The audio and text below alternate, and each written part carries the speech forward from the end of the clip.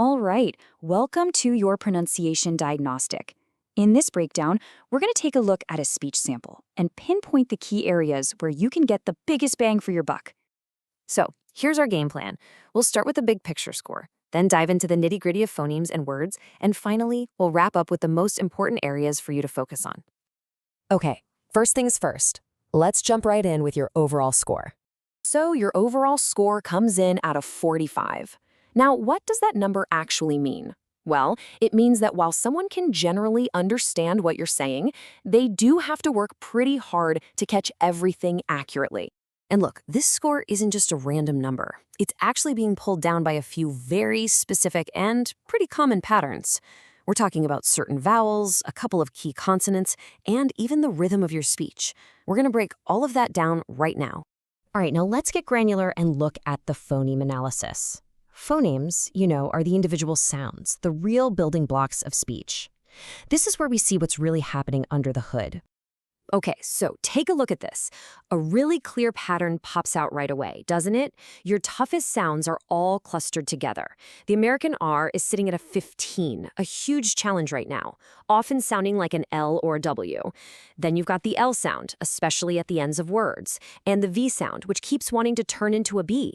These are what I'd call high-impact sounds. Get these right, and the clarity goes way up. But here's the flip side, and this is fantastic news. A lot of your sounds are already rock solid.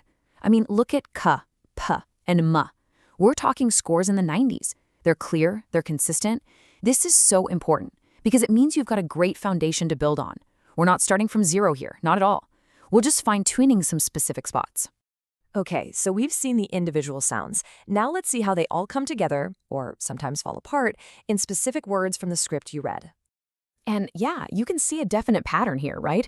The words that are giving you the most trouble are the ones that are like a perfect storm of your challenging sounds. Take a word like rivals. It's a triple whammy. You've got the weak R, the V turning into a B, and the final Z getting dropped. It's no wonder that one's tough.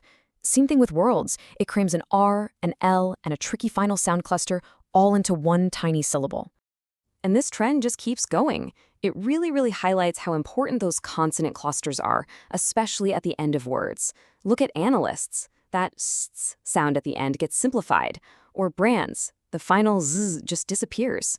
Getting those endings crisp and clear is absolutely key. So what's the takeaway from all this? What does it actually mean for your practice? Where should you put your time and energy to get the biggest and fastest improvements? Let's boil this whole thing down to just a few key focus areas. Okay, here it is, your path forward. It really comes down to three things. Number one, master the liquids.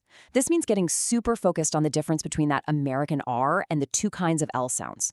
Number two, voicing your consonants. You literally want to practice feeling the vibration in your throat for sounds like V, Z, and the, especially when they're at the end of words. And finally, number three, articulating those final clusters. Don't let any of those sounds get left behind. If you can really hammer these three areas, you're going to see a massive jump in your overall clarity. So the big question is, if you really concentrate on the mechanics of these core sounds, how quickly can your clarity improve? Well, focusing on these fundamental pieces isn't just about fixing a few mistakes here and there. It's about building a more reliable system for your speech. It's really the difference between just being understood and being truly clear and confident.